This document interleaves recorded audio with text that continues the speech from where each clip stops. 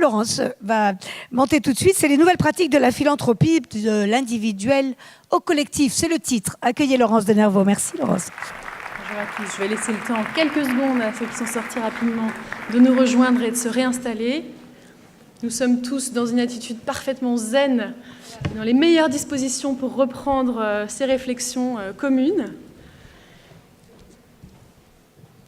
Alors, chacun de vous, dans cette salle aujourd'hui, est arrivé avec son expérience de la philanthropie, sa connaissance de ce secteur, sa vision, ses attentes, mais aussi peut-être un sentiment un peu diffus que nous avions des choses à apprendre les uns des autres, voire même, pourquoi pas, que nous avions des choses à faire ensemble. Alors, en philanthropie, la dimension collective ne va pas forcément de soi. Les fondations ont leurs propres ressources, qui sont souvent également le fruit de la vision d'un homme ou d'une entreprise. Elles sont très largement autonomes, et donc souvent, elles n'agissent pas forcément en collectif. Mais alors, pourquoi et comment, malgré tout, on peut passer de l'individuel au collectif en philanthropie? C'est la question à laquelle cette étude a cherché à répondre. On va y répondre tous ensemble. Vous avez vu que certains nous ont dit « je démarre », d'autres ont déjà passé la seconde, la troisième, la quatrième vitesse. On est chacun sur ce chemin qu'on va parcourir ensemble. Nous avons pour cela interrogé une vingtaine d'acteurs du secteur, que je citerai régulièrement, et leurs témoignages ont nourri en fait, l'analyse du comportement des acteurs et les ont illustrés de nombreux exemples. Alors, ce proverbe a été cité par beaucoup des personnes que j'ai interrogées. « Seul, on va plus vite, ensemble, on va plus loin ». Il y aurait un postulat de départ selon lequel il y aurait un bénéfice systématique dans le collectif. C'est le fait de construire de l'intelligence collective, de mutualiser également les ressources qui permettraient de démultiplier l'impact et d'améliorer les résultats.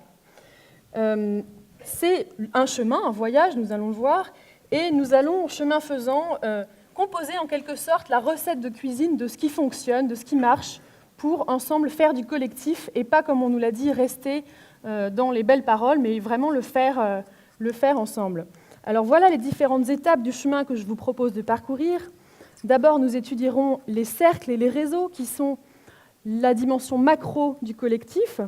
Ensuite, on se penchera sur véritablement les partenariats entre fondations. Quelles différentes formes ça prend? Qu'est-ce qui marche? Quels sont les facteurs clés de succès? Ensuite, on creusera ensemble les relations entre les fondations et leurs bénéficiaires, ce qu'on appelle aujourd'hui la co-construction. Et enfin, on prendra un peu de recul pour se poser la question des relations entre le monde de la philanthropie et la puissance publique. Voilà ce chemin que nous allons parcourir. Commençons tout de suite par les cercles et les réseaux dans le secteur philanthropique. Alors, les cercles et les réseaux ont de nombreux rôles traditionnellement, ils ont des fonctions multiples. D'abord, le fait de représenter un secteur et de lui permettre de se développer en défendant ses intérêts, c'est le plaidoyer. Ensuite, la question de permettre aux membres de se retrouver, d'échanger, de mieux se connaître, cette socialisation des membres entre eux qui est tout à fait importante et qui permet dans une seconde phase de développer ensemble des bonnes pratiques, de les partager et pourquoi pas aussi de monter en compétences au plan soit technique, soit thématique. Voici en quelques mots les rôles traditionnels des réseaux. Alors, le secteur de la philanthropie en France aujourd'hui est une véritable ruche. On observe un foisonnement des réseaux depuis 10-15 ans. Ça s'est développé vraiment rapidement en réponse à un besoin que ce secteur récent avait de se structurer, de s'organiser. On peut distinguer schématiquement 4 grandes catégories de réseaux. Tout d'abord, les réseaux institutionnels, comme le Stand français des fonds et fondations ou l'ADMICAL, ou des cercles plus restreints, plutôt sur un critère affinitaire, comme Esprit de famille, qui regroupe des fondations familiales. Ensuite, on a les syndicats professionnels, qui défendent l'intérêt d'une profession, d'un métier. On a aussi les fondations abritantes, il n'y en a que 3 ici, mais vous savez qu'il y en a plusieurs aujourd'hui autres en France, qui sont en elles-mêmes des réseaux, puisqu'elles regroupent une multiplicité de fondations, mais aussi d'acteurs experts ou porteurs de projets. Et enfin, si on élargit le prisme à la dimension européenne, les réseaux européens se sont également beaucoup développés. Néanmoins, les acteurs français y participent relativement peu encore, d'une part du fait de la barrière de la langue peut-être pour certains, mais aussi par manque de temps et de ressources. Ça prend du temps de s'impliquer dans ces réseaux, bien sûr. Alors, devant ce foisonnement, que nous disent les acteurs du secteur? Comment considèrent-ils les réseaux? Quelles sont, selon eux, leurs valeurs ajoutées, leur rôle? Comment les jugent-ils? Eh bien, on constate un petit peu un décalage entre ce foisonnement et un discours chez les acteurs qui est un peu distancié, voire parfois critique vis-à-vis des réseaux. Une première critique qui a été évoquée, c'est celle d'un certain élitisme, un certain parisianisme des réseaux. C'est un point sur lequel il faut bien sûr être très vigilant, mais il y a heureusement beaucoup d'initiatives qui vont dans le sens inverse en ce moment. Et puis, plus largement, le sentiment peut-être qu'on est un peu fondu dans la masse et qu'on ne sait pas très bien la valeur ajoutée concrète des réseaux pour le travail de chacun, pour notre engagement philanthropique. Alors, les réseaux se sont développés rapidement. Peut-être aujourd'hui ont-ils besoin de trouver un nouveau souffle. Quelles sont les pistes pour cela? Eh bien, beaucoup d'acteurs nous ont dit qu'eux privilégiaient une approche sélective et ciblée des réseaux, comme Marie-Stéphane Maradex pour la Fondation Carasso. C'est quand on a un objectif précis et commun que le collectif réussit à se canaliser. On voit ici qu'on parvient à des collaborations concrètes à partir d'objectifs partagés. D'autres nous ont dit, ils sont nombreux, qu'ils préféraient les rencontres individuelles aux grandes réunions. Je me sens plus à l'aise lors de ces contacts en petit comité, nous dit un philanthrope. Mais justement, peut-être n'ont-ils pas totalement conscience de ce que ces rapprochements individuels de personne à personne sont souvent possibles au sein des réseaux. Les premiers contacts se font dans les réseaux, et c'est dans ces réseaux qu'on développe véritablement une culture commune qui est le socle de collaboration plus concrète et durable. Et puis, plus généralement, je partage avec vous cet appel, en quelque sorte, d'Éléonore de la Charrière pour la Fondation Culture et Diversité. On ne doit pas adhérer au réseau philanthropique en se demandant ce qu'il nous apporte, mais pour leur apporter quelque chose. Là, elle nous met vraiment face à un changement de mentalité des membres qui devrait passer d'une logique consommatrice à une logique contributrice. Et chacun de nous, chaque organisation peut se poser cette question. La plus-value ne serait pas dans les réseaux en eux-mêmes, mais du côté de leurs membres. Nous avançons dans notre chemin et nous allons maintenant nous pencher sur les partenariats entre fondations. Quelles formes peuvent-ils prendre et qu'est-ce qui marche, qu'est-ce qui fonctionne bien? Alors d'abord, il y a une part d'inné et une part d'acquis dans cette histoire. Tout n'est pas naturel. Certaines fondations ont un élan plus évident à aller vers d'autres, à aller vers le collectif. Alors comment ça se traduit? Puisque, à l'origine, comme nous le rappelle Jean-Marie Destré, elles ne sont pas forcément... les fondations sont des acteurs très indépendants, puisqu'elles ont leurs ressources propres, et elles sont donc moins enclines à la coopération, par exemple, que les associations. Alors la part d'inné, la voilà, elle est parfois dans l'ADN des fondations, et dans l'ADN surtout des fondateurs qui ont cette vision, cette conviction très profonde, comme celle de Jacqueline Delia-Brémond pour la Fondation Ensemble, et le nom de sa fondation, évidemment, n'est pas anodin. J'ai une conviction profonde du lien, tout est interconnecté, nous ne sommes qu'un maillon de la chaîne. Il y a d'autres types de fondations qui sont systématiquement plus enclines au collectif. Ce sont celles qui ont une dimension internationale dans leur mission et dans leur histoire, comme les fondations Edmond Rothschild. Firoz Ladak nous dit « Nous voulons un collectif inclusif, c'est au cœur de notre mission ». Et puis, il y a une troisième catégorie de fondations qui sont plus naturellement enclines au collectif. C'est celles qu'on a appelées les fondations millennials, les fondations les plus récentes, créées depuis les années 2000, qui auraient cette habitude de faire du benchmark, de regarder autour d'elles ce qui se passe avant de se lancer, et la conviction très profonde qu'on va faire mieux et aller plus loin ensemble que tout seul. Mais tout n'est pas inné, il y a aussi une part importante d'acquis. Et François Debiès nous l'explique très clairement. En fait, on part d'un projet personnel, d'une vision très individuelle, et peu à peu, on va toucher les limites de sa propre action, les limites à la fois financières, bien sûr, mais aussi en termes d'intelligence et d'expertise. Et c'est comme ça qu'on va se tourner vers des stratégies collectives qui sont donc vraiment liées à cette question qu'on a déjà touchée un petit peu ce matin, de l'impact et des résultats. Cette prise de conscience se fait aussi dans un contexte, le contexte de la baisse des ressources de l'État notamment, qui fait que, comme nous le disait Marianne Echette, on est sommé en fait, de faire mieux avec moins, et la mutualisation des ressources devient une nécessité.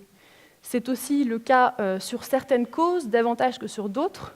Les grands enjeux mondiaux qui émergent de façon majeure ces derniers temps, les questions environnementales, la question migratoire également, appellent plus systématiquement des démarches collectives plutôt qu'individuelles. Alors, au-delà de ces facteurs exogènes, il y a aussi le profil des philanthropes et des fondations eux-mêmes qui vont jouer en fait dans leur rapport au collectif. Didier Minot nous met en garde sur un risque possible, un risque de banalisation du collectif par des partenariats de façade. Qu'est-ce qu'il veut dire par là? Nous sommes dans un théâtre, un lieu où il y a souvent des décors et des costumes. Quand on veut faire du collectif, il ne s'agit pas de se déguiser, il s'agit d'être soi-même, de se connaître soi-même d'abord et avant tout, et d'être dans une relation de vérité, de transparence avec l'autre, sinon on court le risque de la déception des deux côtés, bien évidemment. Alors quels sont les points clés pour bâtir un partenariat qui fonctionne, qui a du sens? Il y a une question de taille. C'est Benoît Miribel qui le formule ainsi. Peu de choses poussent à l'ombre des grands chênes. S'il y a un déséquilibre trop important, on n'arrivera pas à être dans une relation équilibrée de confiance. Olivier Brault, qui représente la Fondation Bettencourt-Schuller, la plus grosse fondation familiale aujourd'hui en France, en est tout à fait conscient. Il nous dit « Nous sommes une grosse fondation et nous ne sommes pas faciles à traiter comme partenaires pour les autres ». Cette question est relative, puisque Catherine Ferrand, qui est dans cette salle pour la Fondation Total, me disait « Nous sommes en fait des géants en France, mais nous sommes des nains vis-à-vis des grosses fondations américaines. L'essentiel est de bien se connaître, encore une fois, et de trouver sa place. » La question de la taille, la question du temps également. Peter Frumkin en a parlé ce matin. Dans la première table ronde, ça a été évoqué aussi. Béatrice de Durfort, que vous connaissez, du CFF, nous dit « Il faut oser l'éloge de la lenteur ». C'est vraiment un point essentiel. Il ne faut pas se précipiter avant de se lancer. Et une fois qu'on s'est lancé, il faut prendre le temps, se donner les moyens, peu à peu, de développer quelque chose qui marche, qui fonctionne. Voire même être assez pragmatique sur le fait que le collectif en lui-même prend plus de temps, effectivement, que le fait d'agir tout seul. Et Luc Taillard de Borms, pour la Fondation Roi-Baudouin, nous dit « Le collectif signifie un ralentissement des décisions, et donc le choix des collaborations implique parfois un trade-off d'efficacité. Il faut être pragmatique, on ne va pas forcément développer de très multiples collaborations, mais bien les choisir, puisque cela prend du temps de facto. » La question de la taille, la question du temps, mais aussi et surtout une question de personnes et de relations, de confiance. Il faut que le courant passe. C'est une métaphore qui a été très souvent employée dans les entretiens que nous avons eus. Nous sommes vraiment sur la même longueur d'onde. Patrick Lescure pour la Fondation Un Monde par Tous. Entre nous, le courant passe bien. Voilà, on a une question de relation personnelle qui est fondée sur la confiance, bien sûr. Mais alors, de personnes, parfois, on passe à la personnalisation. Et la question de l'image et de l'ego surgit et est bien sûr parfois un obstacle à des démarches collectives et à la collaboration. Alors, est-ce que les philanthropes sont comme des paons qui cherchent à faire la roue pour séduire les autres et à se croire plus beaux et plus remarquables que tous? Là aussi, on rejoint un des points de Peter ce matin, le profile, c'est ça? Alors, Joseph Lemarchand nous dit « Le Graal du philanthrope individuel, c'est de réussir à associer d'autres à sa propre cause, à sa propre démarche, ce qui est en soi, en fait, un gage de légitimité. Mais parfois, ça va trop loin, c'est-à-dire que l'ego des fondateurs va tuer, en fait, l'intention de collaboration, puisque les fondateurs voudraient garder un contrôle sur tout. Donc cet enjeu de l'image, il faut en être bien conscient, bien sûr, mais il ne concerne pas tous les philanthropes de la même façon. Au contraire, et on l'a vu ce matin aussi dans la table ronde, certains sont beaucoup plus discrets. Didier Minot nous a dit de façon très poétique « Nous sommes timides comme la violette ». Je ne sais pas s'il est dans cette salle, mais peut-être qu'il se cache derrière un siège. En tout cas, voilà, certains ont en quelque sorte réglé la question de l'ego ainsi, mais ce n'est pas le cas de tous, et donc chacun doit vraiment toujours être attentif à la façon dont il impose cela aux autres. Et c'est Luc Taillard de Borms qui m'a cité, non pas un grand philanthrope notoire, mais un ancien président des États-Unis, qui a dit « It's amazing how much you can achieve when you don't care who gets the credit ». Donc bien sûr, nous sommes tous face à cette question, à cette exigence, en tant que personne et en tant qu'organisation, de toujours replacer l'intérêt général au-dessus des intérêts des personnes ou des structures, avec cette optique que, ainsi, on pourra démultiplier l'impact. Mais on n'est pas en train, là, en même temps, d'avoir une attitude culpabilisatrice vis-à-vis de l'ego, parce que l'ego, ça existe. Ça peut aussi être une force mobilisatrice, un moteur d'action.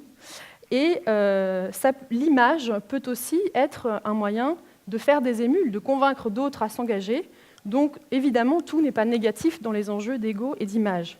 Il s'agit plutôt, encore une fois, de trouver sa place par rapport à d'autres. Et on a vu que, donc, en se questionnant sur la taille, le temps et la capacité à concilier les enjeux de chacun, on arrivait à trouver sa place dans le puzzle, à se concevoir chacun comme la pièce manquante d'un puzzle, à trouver sa juste place.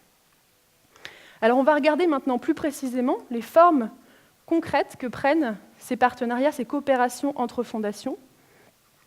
Alors je vous avais dit que ce serait un chemin, un voyage, je ne vous avais pas dit qu'on allait faire de la haute montagne, mais allons-y. On va voir les étapes qu'on va franchir ensemble. En amont de l'ascension, on a la co-instruction.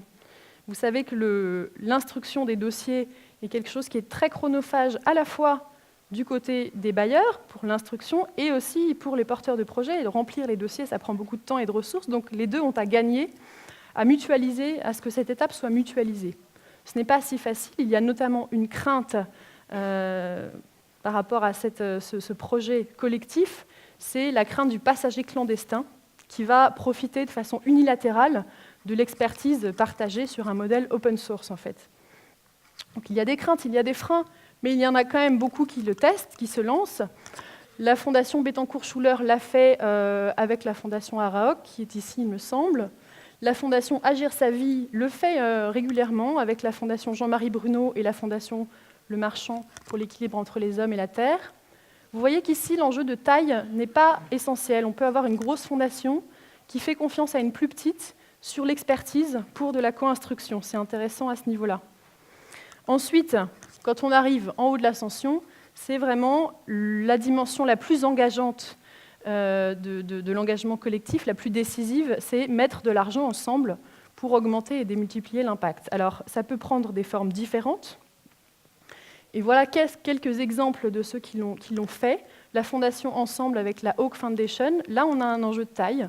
Et la Fondation Ensemble considère qu'elle ne trouve pas en France de partenaires de sa taille sur les mêmes montants de financement et sur les mêmes sujets qu'elle. Donc elle va les chercher à l'étranger de façon pragmatique. Le Fonds du 11 janvier, qui est également un modèle récent de cofinancement entre fondations. Et puis, NEF, le Network of European Foundations, qui fait ce qu'on appelle du pool funding. Ce n'est pas seulement chacun met de l'argent, ça va un peu plus loin que ça. C'est vraiment, du coup, chacun mutualise aussi les capacités à organiser et à construire le projet. Et c'est vraiment du partenariat de financement dans la durée et non pas ponctuel. Alors ensuite, on a un concept alors il y a beaucoup de concepts il y a peut-être un petit peu un effet de mode, mais en même temps, il y a une vraie tendance de fond qui se dégage. Ce que beaucoup de fondations, de philanthropes appellent la co-création. C'est vraiment un partenariat de A à Z qui est conçu vraiment de façon collective. Quelques exemples. La Fondation Carasso avec les fondations Edmond Rothschild sur le projet Premier Acte avec le Théâtre de la Colline. Et puis l'Alliance pour l'éducation, qui est une alliance de mécènes, de fondations, mais aussi du collectif entre les bénéficiaires. On va y venir plus tard. La relation avec les bénéficiaires peut aussi être conçue dans une approche collective. Et puis en aval, on a le financement relais. C'est un passage de témoins entre financeurs qui a aussi le même but de capitaliser sur l'expertise, avec tout de même un petit risque qui nous a été signalé, qui est celui d'une forme de suivisme. Les philanthropes pourraient être un peu des moutons de Panurge qui finissent par toujours financer les mêmes projets, qui sont les plus visibles, les plus marketés, et on pourrait passer à côté de pépites qu'il faudrait aller chercher un peu plus loin. Mais tout de même, un mode d'engagement collectif dans la durée qui est tout à fait intéressant et qui présente aussi l'avantage d'offrir une grande sécurité, une grande pérennité aux bénéficiaires. Ceux qui l'ont fait, c'est notamment la Fondation Carasso avec la Fondation SNCF sur le projet de la Fabrique Opéra.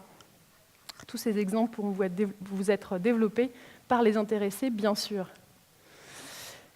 Nous poursuivons notre voyage et nous arrivons maintenant aux relations entre les fondations et leurs bénéficiaires. C'est cette nouvelle tendance qui est profondément nouvelle, effectivement, dans le secteur de la philanthropie, puisqu'on va voir que les relations entre le bailleur et son bénéficiaire sont complètement revues. On n'est plus dans une relation hiérarchique, verticale et unilatérale. On va être vraiment sur un partage, un dialogue en fait, sur le fond, plus que uniquement sur les financements. Marie-Stéphane Maradex nous dit que même ils font des mariages entre projets. Ça va assez loin, c'est vraiment le philanthrope qui organise une communauté au sein de ses bénéficiaires. Didier Minot nous parle de partenariat organique avec ses bénéficiaires. Et Cyril Maury, on vient sur cette question des relations de pouvoir qui ont été évoquées ce matin, nous dit en réalité, nous n'avons aucun pouvoir. Je ne me sens pas détenteur du fonds, mais dépositaire. Vous voyez qu'on est un peu dans une révolution là, des schémas traditionnels de la philanthropie. Alors, est-ce qu'il y a une part d'illusion là-dedans? Est-ce que la relation peut véritablement être équilibrée quand il y a quand même de l'argent au milieu? Il y a quand même des choses qui évoluent. L'expertise et l'expérience de terrain sont de plus en plus valorisées de l'autre côté de la balance en face des moyens financiers.